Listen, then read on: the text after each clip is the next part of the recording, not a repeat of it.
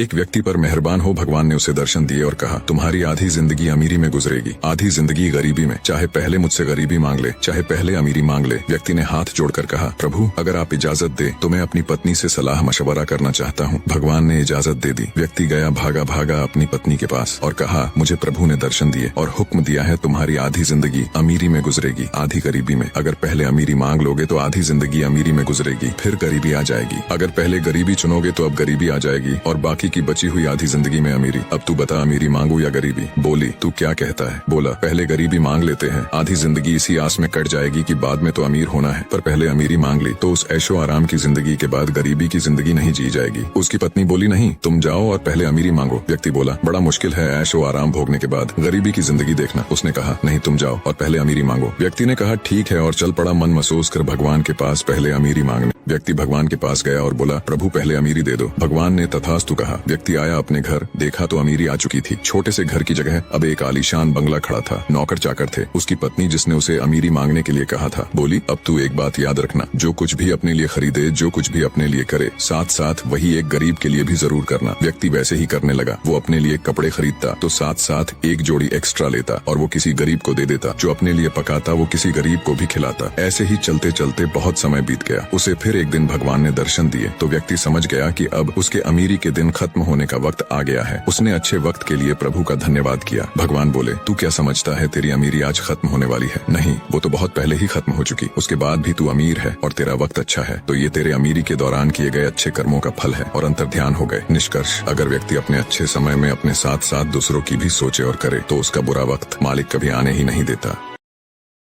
Download ShareChat.